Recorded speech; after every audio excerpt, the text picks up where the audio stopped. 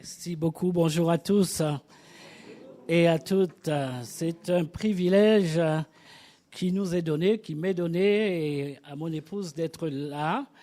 Nous avons eu l'occasion de sillonner, de visiter votre belle ville, n'est-ce pas? Nous n'étions jamais venus dans la Meuse.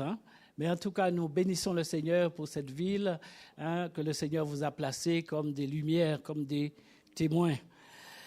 Vous avez les salutations de l'église de Romilly-sur-Seine, dont nous sommes issus. Nous avons 4 enfants, 3 filles et un garçon. Nous habitons à Romilly, dans un village Par-les-Romilly. Le village s'appelle Par-les-Romilly, juste à côté de la grande ville. Et c'est une grâce que le Seigneur nous fait d'être là. Nous avons été missionnaires, comme le pasteur l'a mentionné, durant 4 ans au nord de la Côte d'Ivoire. Et cela nous arrive de faire des voyages missionnaires. Notamment, nous revenons là, tout juste jeudi dernier, de la Guinée-Conakry. Nous avons enseigné dans l'Institut biblique à Korogo, la formation des pasteurs. Et nous avons un couple pasteur qui est en Guinée. Et le Seigneur nous avons senti ce besoin d'aller les encourager. Et le Seigneur nous a bénis là-bas et eux aussi, ils ont été bénis. Le pasteur, en introduction tout à l'heure, a dit que ce matin est un culte un peu spécial. Un peu spécial parce que le culte est orienté sur la famille.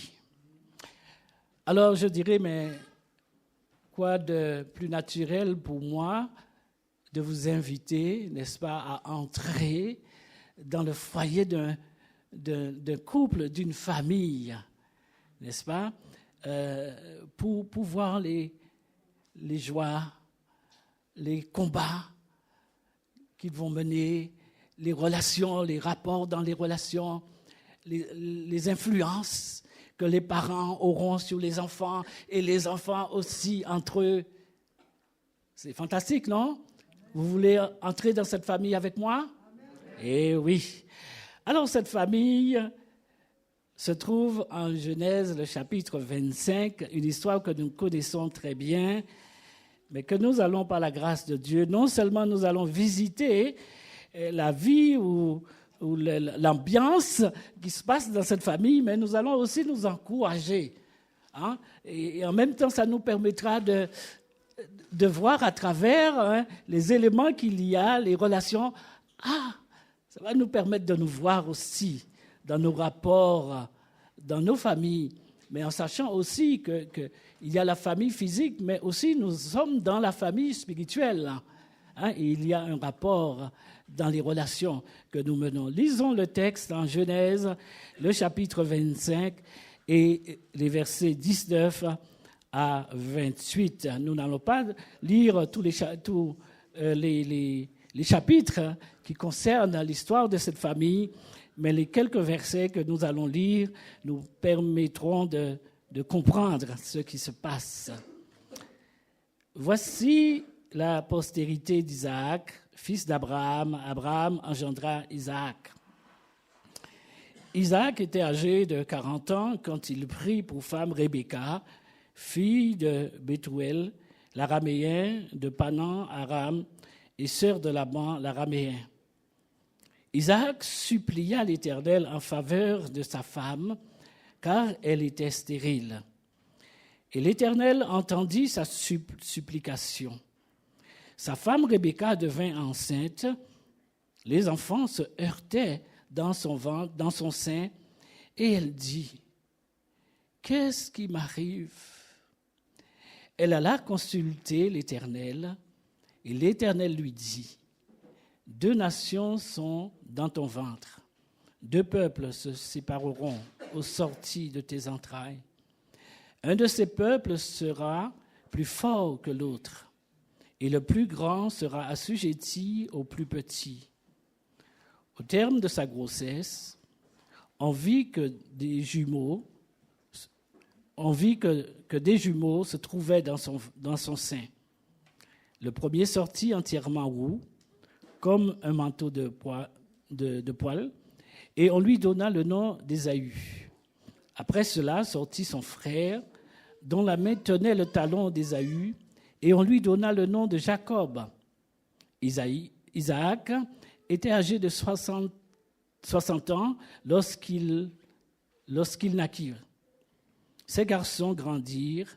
Ésaü devint un habile chasseur, un homme de la campagne, mais Jacob fut un homme tranquille qui restait volontiers sous les tentes. Le verset 28. Isaac aimait Ésaü parce qu'il avait du goût pour le gibier. Et Rebecca aimait Jacob. Quelle histoire! Quelle histoire!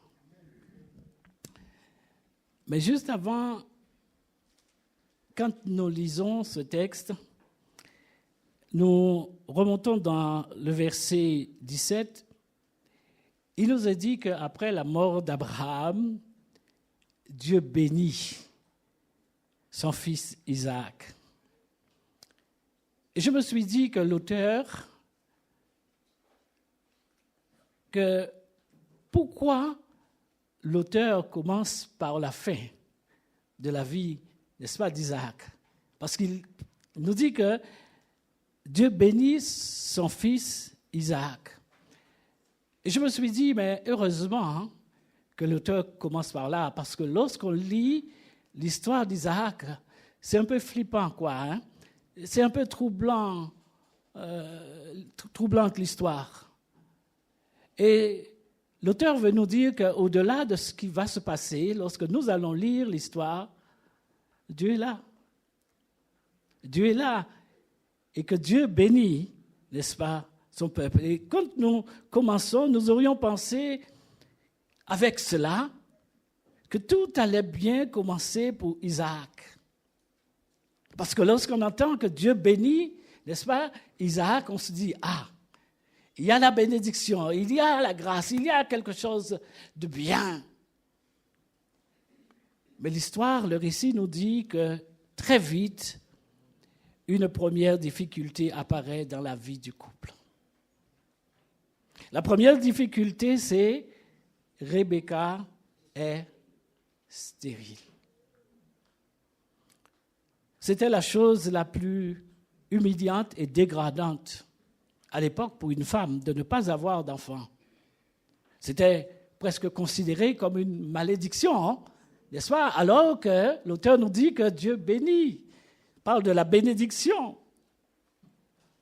Et face à cette surprenante, on va dire, situation, quelle attitude adopter?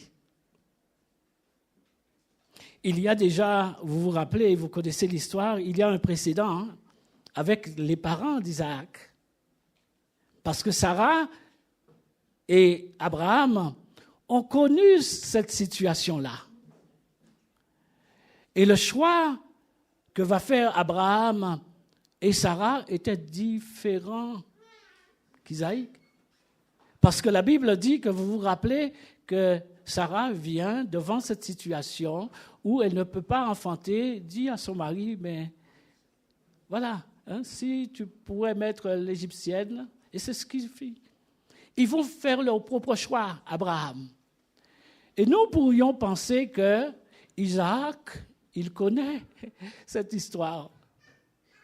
Il pourrait se dire, mais tiens, puisque mon père, mes parents ont fait ça, je peux aussi, n'est-ce pas, trouver une solution là. Mais la Bible dit que Isaac, lui, il choisit de faire autrement. Il y a peut-être une leçon pour nous, n'est-ce pas, de dire qu'il y a des choses, peut-être que nous pouvons, des choix que nous pouvons faire autrement, peut-être que les parents. Il choisit ici de se tourner vers Dieu. Et c'est Isaac qui intercède auprès du Seigneur en faveur de son épouse, confrontée à la stérilité. Et le texte nous dit bien que Isaac, il supplia l'Éternel.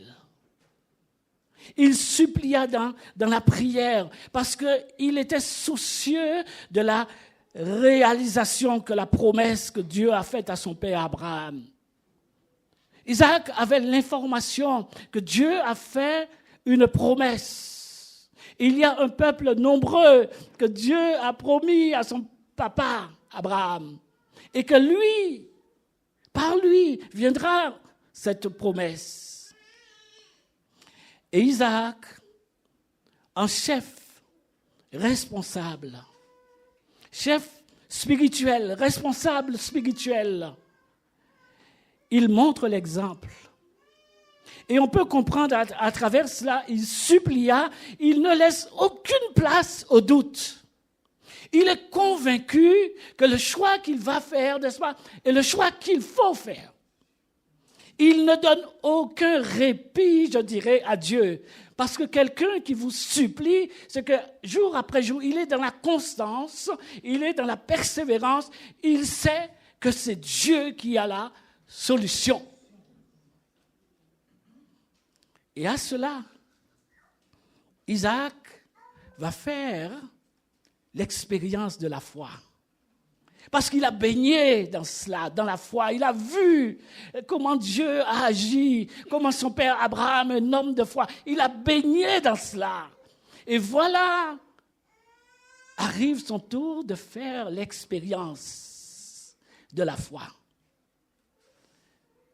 Mon père était un homme de foi. Quand j'étais gamin, je voyais quand il manquait de l'argent, il y avait une situation, il nous prenait et il nous disait, on va prier le Seigneur.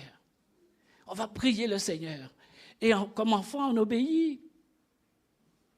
Mais un jour, j'ai dû faire l'expérience aussi de ma foi à moi. Pas forcément la foi de mon père, mais ma foi. Et Isaïe est dans ce temps-là où il a connu, il a baigné, n'est-ce pas, dans cette atmosphère de foi de son père.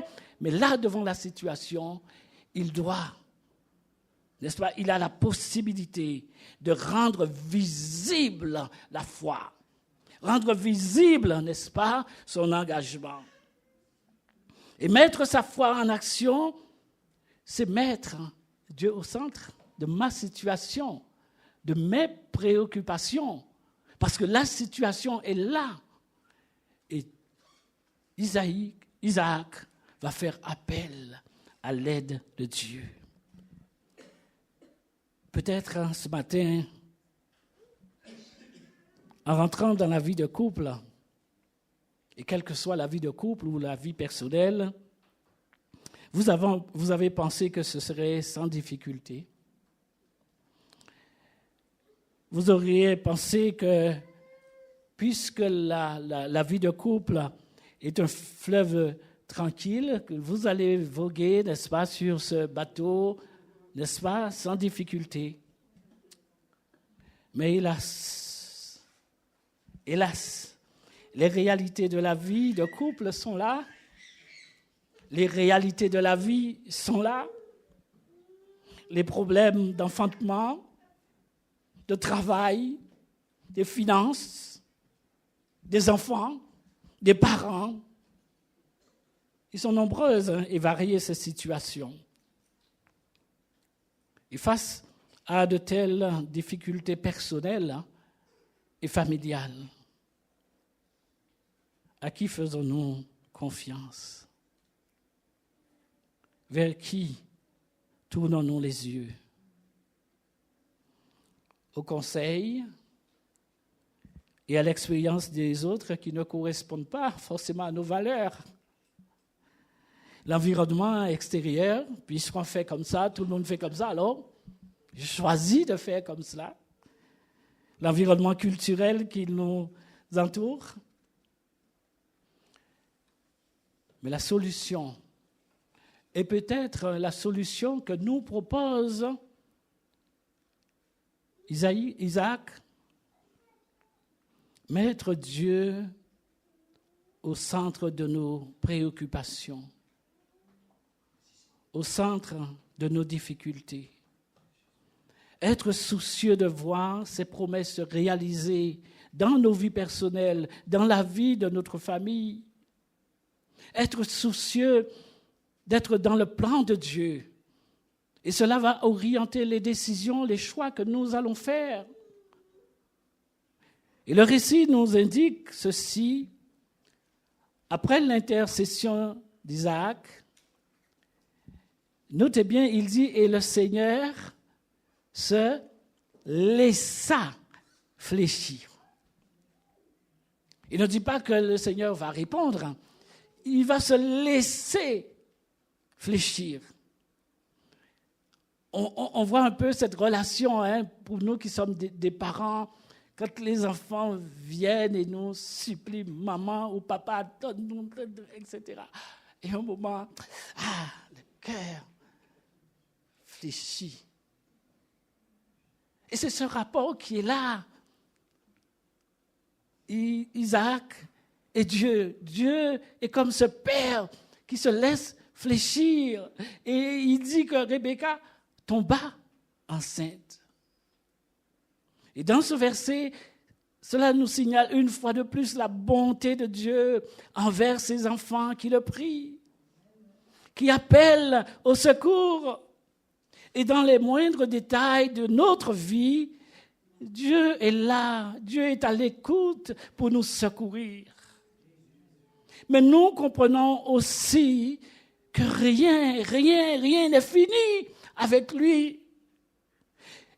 Et même au bord d'un divorce, d'une relation difficile avec le conjoint, une situation difficile avec les enfants.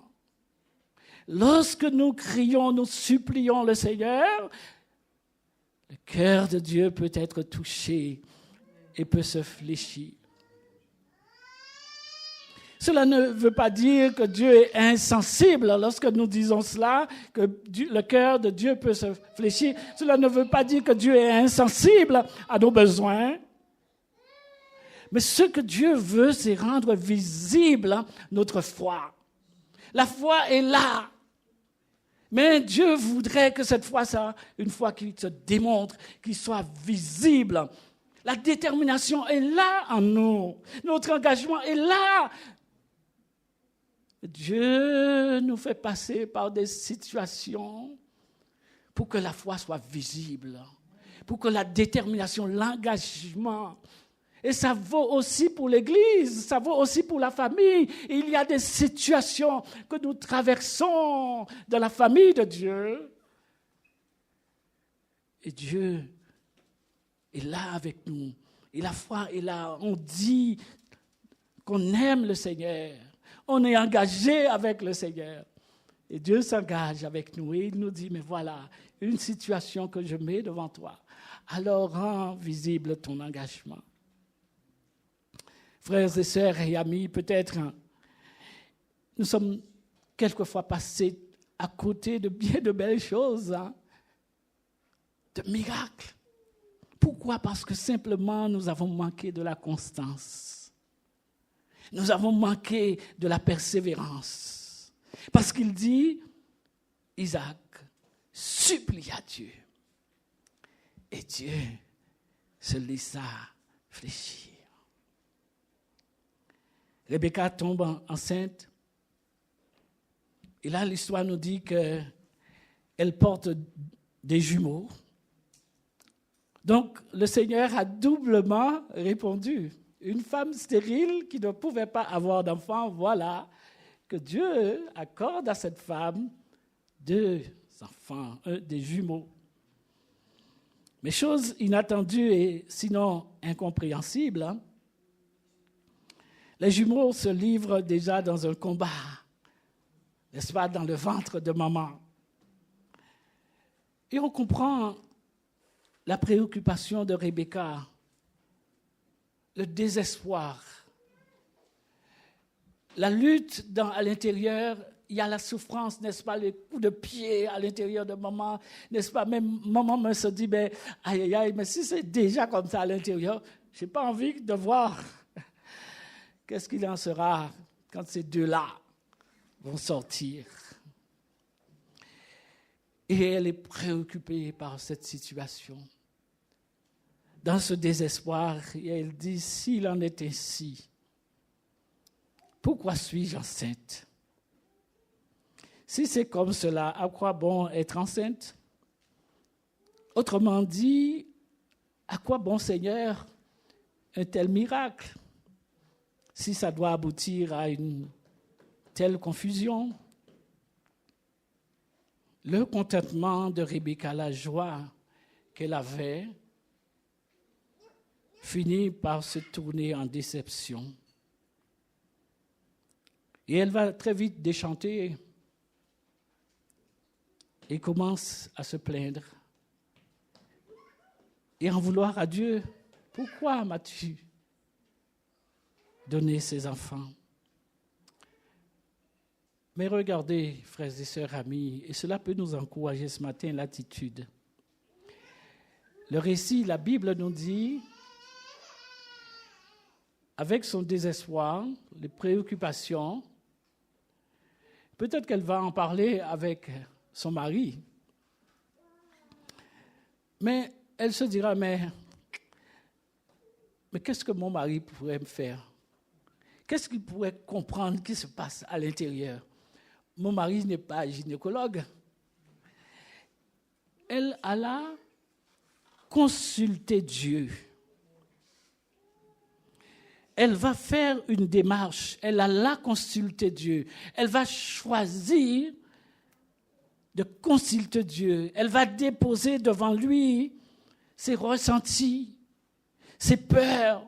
Il y a la peur qui est la crainte que ces deux enfants, ces deux garçons puissent, n'est-ce pas, dans le futur, commencer à se battre.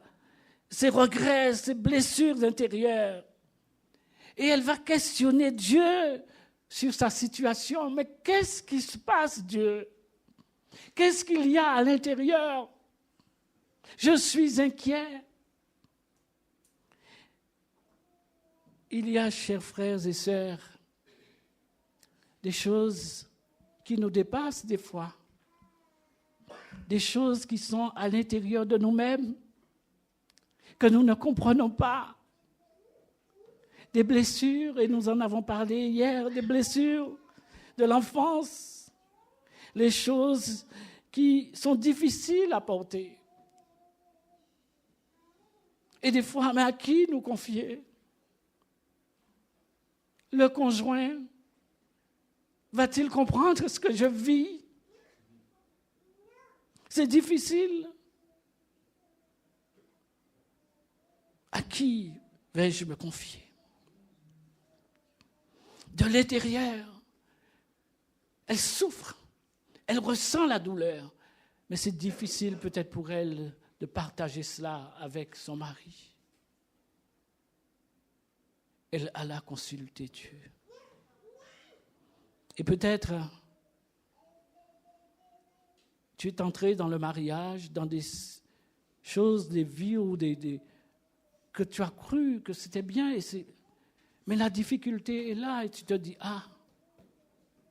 c'est difficile pour toi, tu es dans le désespoir, mais tu n'arrives pas et tu n'as personne à qui te confier. Jésus, Dieu est là aussi. Et comme Rebecca alla consulter Dieu, tu as la possibilité d'aller aussi devant Dieu, de lui poser la question. Qu'est-ce qu'il y a? Et la réponse de Dieu à Rebecca, mais Rebecca, mais tu exagères. Toi qui ne pouvais pas enfanter, moi je te donne 2 jumeaux et là tu es en train de te plaindre, n'est-ce pas, de dire mais à quoi bon être... Dieu ne réagit pas comme cela avec elle. Dieu entend ses blessures, ses peines, ses craintes. Et Dieu lui explique ce qu'il y a à l'intérieur d'elle. Voilà, Rebecca, ce qui se passe. Mais de telles révélations, Isaac ne pourrait pas apporter, n'est-ce pas, une réponse. Elle a choisi la bonne personne. Et peut-être ce matin, dans tes blessures, tu as pensé que le mariage est une belle chose, et c'est une belle chose, mais tu es entré avec tes blessures, et c'est difficile pour toi. Et même ton mari aussi, lui aussi, il est entré comme toi dans le mariage avec ses blessures. À qui te confier?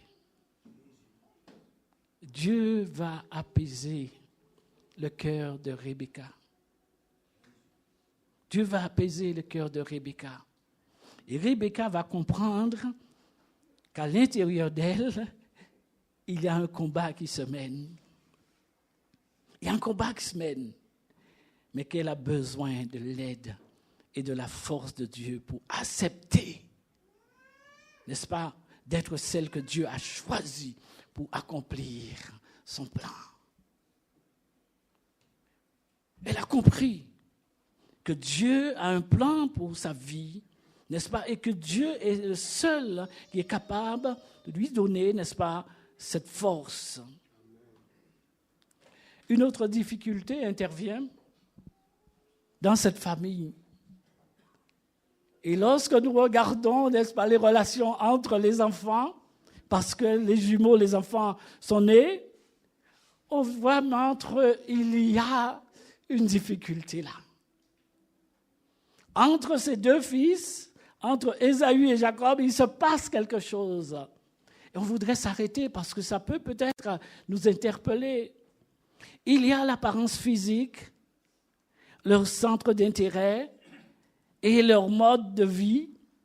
Ils ont des goûts différents, ce qui leur permet d'éviter les affrontements directs. Ésaü, le récit nous dit, dans les champs, il est à la chasse, il va à la chasse avec son père.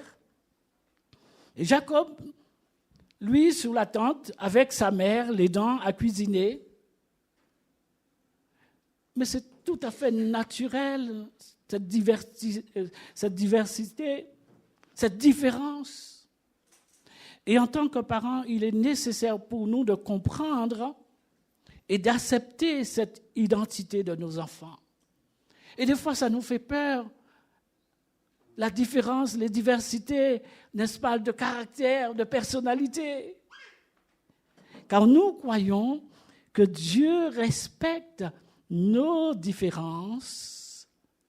Et dans une même famille ou dans une même église, chacun peut avoir des dons, des capacités, des talents, des orientations de vie différentes.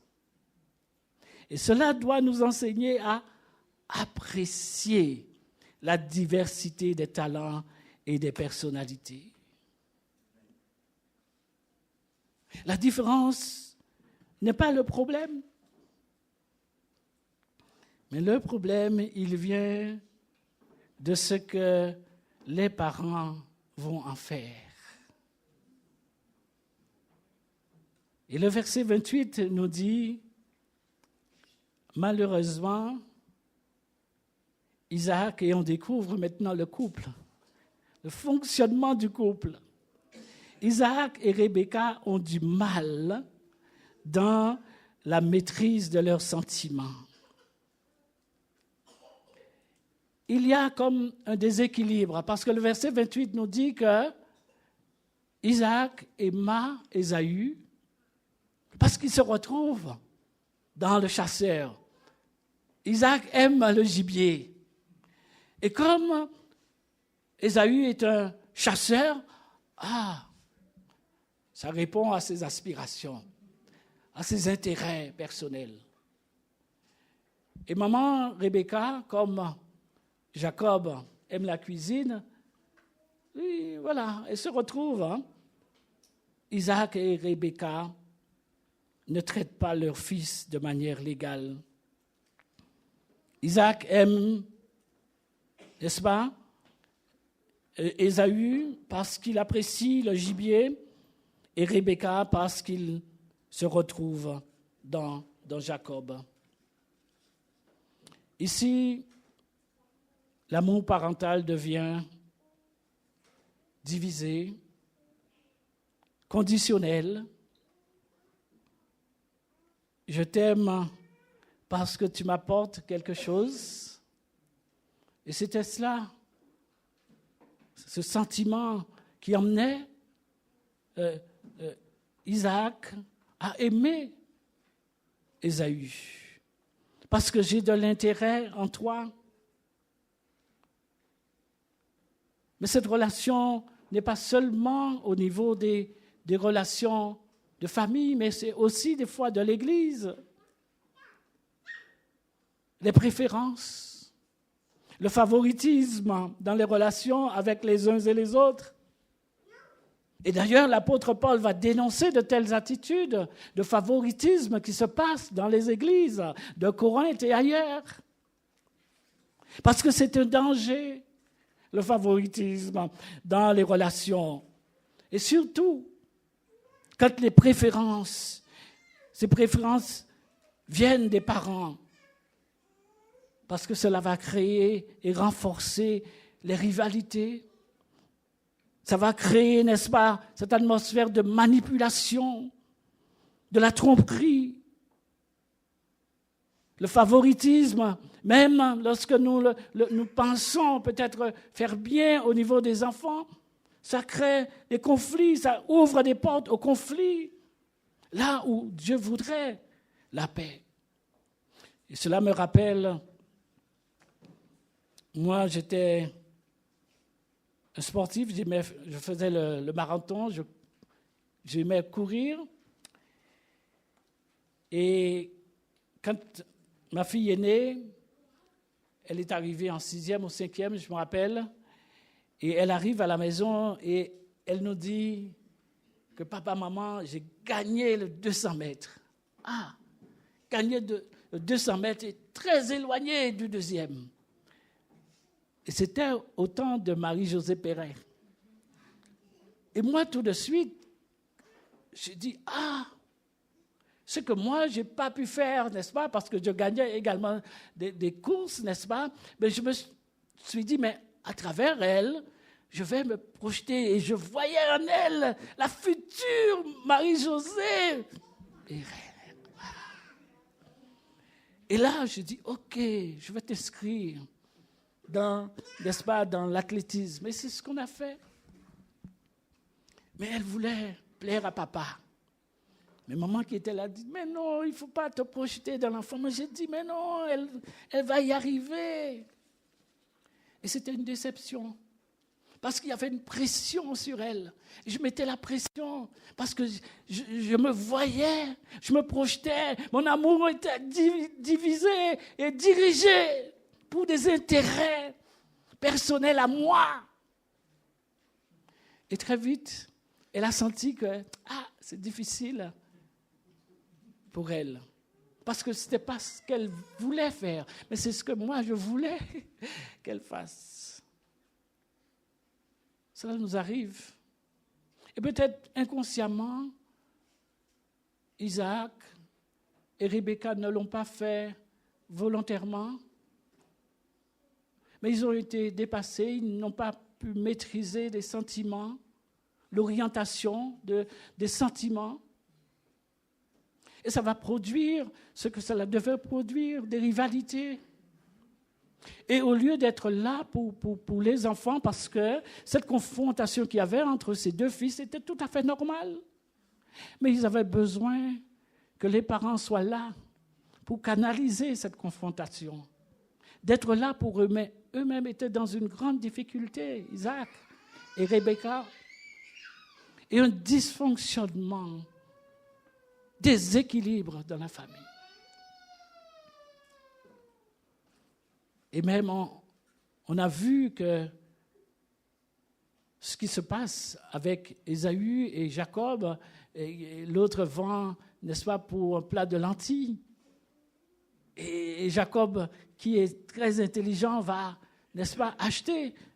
Mais les parents n'ont même pas vu ça, n'ont pas senti ça, parce qu'eux-mêmes, ils sont dans une lutte entre eux, entre maman et papa, j'aime celui-là, et etc. Pas de communication. Et jusqu'à Isaac, sans approcher sa mort, il va décider un moment d'appeler son fils préféré. Et même jusqu'au bout, Ésaü et non le reste de la famille. Il voulait bénir en cachette son fils, alors qu'en général, quand on transmet la bénédiction, il y a la famille qui est là. C'est visible par tout le monde, mais lui, il va choisir, n'est-ce pas, d'appeler en catimini Ésaü. Mais la maman qui est là et qui surveille les choses aussi, vous voyez l'atmosphère un peu qui se passe dans la famille, maman qui surveille. Et là, maman voit ce qui se passe. Et elle, à son tour, elle va rentrer aussi dans le scénario. Mais j'ai mon préféré qui est là. Ah, c'est difficile. Mais ce sont des choses qui nous arrivent lorsque nous essayons d'analyser notre fonctionnement, n'est-ce pas?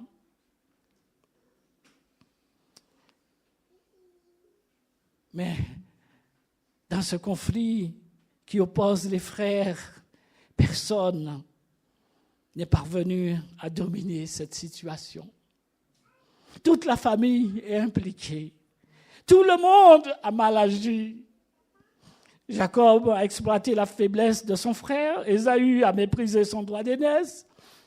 Isaac a agi en cachette au mépris de la prophétie de l'Éternel. Et Rebecca a incité son fils préféré de tromper un père aveugle. Tous responsables et coupables. Et ainsi, le conflit, au lieu de se régler, a empiré dans cette famille. Mais où est Dieu? Où est Dieu dans tout cela? Le père, la mère, les fils, il y a une situation, n'est-ce pas, conflictuelle qui se passe, mais où est Dieu? Mais Dieu est là. Dieu est là. Dieu aurait pu laisser tomber cette famille. Cette famille dans laquelle il semble impossible d'intervenir sans s'impliquer, sans prendre parti, n'est-ce pas? Parce que tout le monde prend parti. Et Dieu pourrait dire, mais moi je ne prends plus parti dans cette famille. Mais Dieu n'est pas nous. Et c'est ce que nous devons comprendre. Et peut-être que tu es en train de vivre une situation familiale un peu de ce genre, déséquilibrée. Et nous n'allons peut-être pas rentrer dans tous les éléments de ta situation, mais tu te retrouves dans une situation peut-être d'Isaac ou de Rebecca ou des deux fils et du couple. Et peut-être que tu te dis, ah, c'est fini. C'est fini. Dieu n'est plus là, Dieu n'est pas là. Et pourtant, Dieu va s'impliquer. Et son projet va se réaliser. Il se réalisera par la naissance du peuple d'Israël à travers Jacob. Et on voit l'histoire de Jacob qui fuit, n'est-ce pas? Mais il va connaître exactement la chose, la tromperie par Laban, que ce qu'il a fait à son frère. Et un moment, quand il retourne, il a peur de rencontrer Ésaü. Et là, ils vont mettre en place une stratégie, etc. On connaît l'histoire. Mais Dieu est là, Dieu dirige les choses. Et la réconciliation va être possible. Ésaü même va prendre conscience. Et les deux frères vont s'embrasser. Dieu est là. Dieu contrôle les choses. Dieu pourrait intervenir d'une façon, n'est-ce pas, catégorique. Dire, Isaac, quand même. Mais Dieu le laisse. Le choix. Mais Dieu intervient. Et ce que je veux dire par là,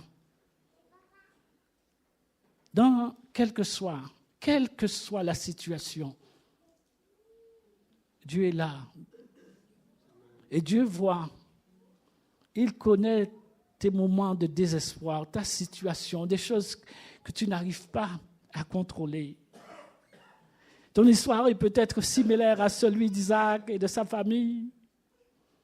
Et ce n'est pas pour rien que Dieu t'emmène à rentrer ce matin dans l'atmosphère de cette famille. Parce qu'il a quelque chose à t'apprendre. Et peut-être que tu n'as peut-être pas besoin de regarder les choix ou les attitudes, mais tu dois regarder à ce que Dieu a fait dans sa vie, dans la vie d'Isaac. Parce que Isaac va être nommé en hébreu parmi les hommes de foi. C'est qu'il y a eu une transformation, il y a eu un travail que Dieu va faire dans la vie. Jacob sera le père d'Israël. Et Ésaü va se réconcilier avec son frère.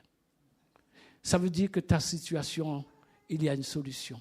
Dieu a une solution pour ta vie. Mais il te faut croire. Il te faut venir. Rebecca a là un choix personnel, volontaire, de venir et de dire, Seigneur, il y a des choses qui me font mal. Des coups de pied, n'est-ce pas, de l'enfance qui sont là, qui résonnent en moi. J'essaie d'avancer avec toi, mais il y a ça, il y a eu des abus, je ne sais quoi. Il y a des choses qui sont là. J'ai besoin de toi. J'ai besoin de ta grâce. Il y a des choses peut-être dans l'Église, la famille de Dieu, qui t'ont dérangé, qui t'ont blessé. Parce que tu n'as pas aimé. Et tu te dis, oh, je viens juste à l'église et je m'assois et je mens. Mais tu as quelque chose dans ton cœur ce matin, la foi, l'engagement.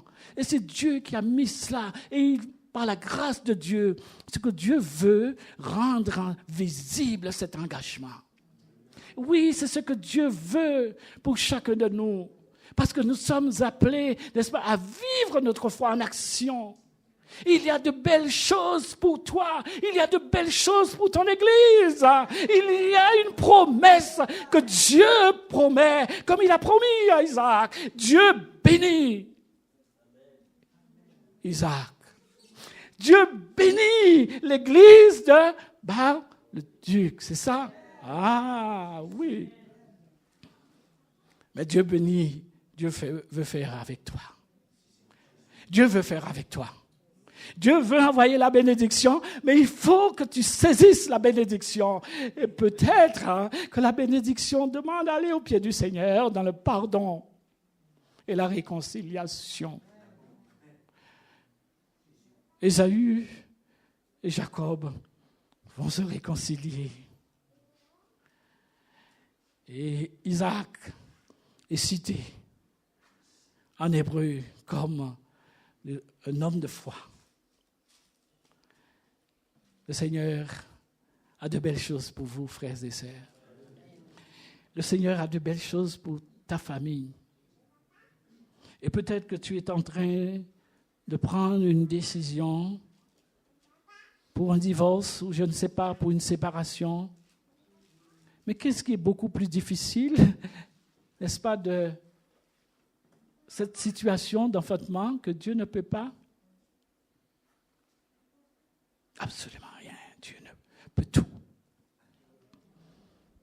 Alors ce matin, nous allons demander la grâce du Seigneur.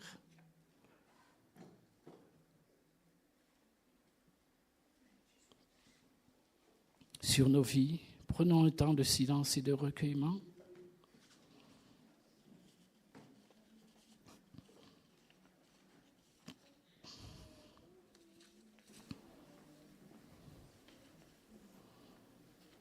Seigneur, tu n'es pas simplement le Dieu d'Isaac, de Jacob ou de ces hommes dans l'Ancien Testament, mais tu es le Dieu tu es notre Dieu, le Dieu de ton peuple ici. Et comme ces hommes devant des situations difficiles, Isaac a supplié, t'a supplié, et ton cœur a été touché.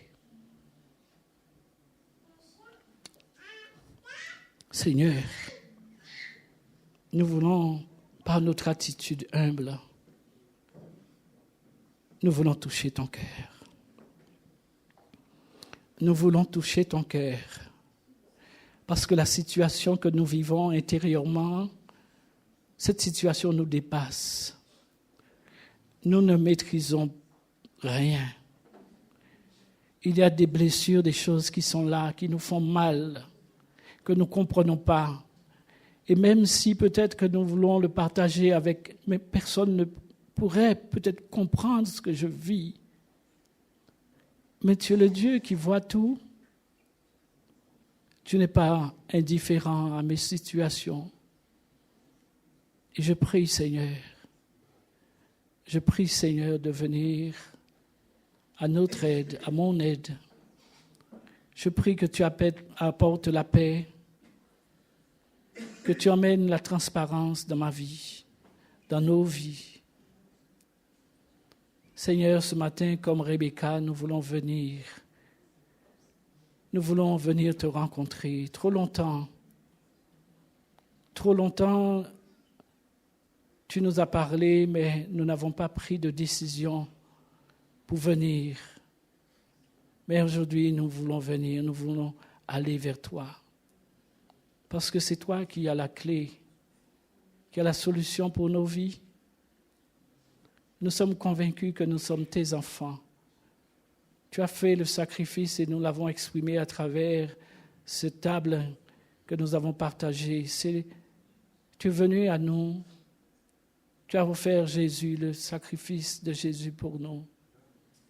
Et cet amour inconditionnel, tu pourrais dire que tu nous aimes quand nous faisons du bien, mais malgré tout ce que nous sommes, tu nous aimes. Et tu es différent de nous, Père, des fois qui aimons ou des préférences, mais tu veux façonner nos vies. Et pardonne-nous peut-être que si nous avons blessé nos enfants, et peut-être que nos enfants sont dans des situations difficiles et ce que nous avons projeté sur leur vie, aujourd'hui, peut-être qu'ils nous en veulent parce que nos préférences ont influencé leur avenir. Et même eux-mêmes, aujourd'hui, ils transmettent ce qu'ils ont vu, ils nous ont vu faire. Seigneur, c'est ce qui arriva avec Jacob et Isaïe, ce qu'ils ont vu faire leurs parents, c'est ce qu'ils ont transmis. Oh Jésus, Jésus, Jésus, viens à notre aide. Viens nous pardonner. Viens nous relever. Viens nous donner la force de nous renouveler notre engagement, notre force avec toi. Nous le croyons. Nous croyons que tu es le Dieu de l'impossible. Et ce qui nous est impossible est possible à toi. C'est pour cela que nous sommes là. Nous sommes là. Nous sommes là comme tes enfants, comme le peuple de Dieu. Tu as de belles choses pour chacun de nous. Tu as de belles choses pour nos familles. Tu as de belles choses pour ton Église. Il y a ce réveil spirituel dans la vie personnelle des uns et des autres. Il y a la lumière qui va briller ici dans cette ville. Il y a la grâce de Dieu qui est sur nos vies dans le nom de Jésus.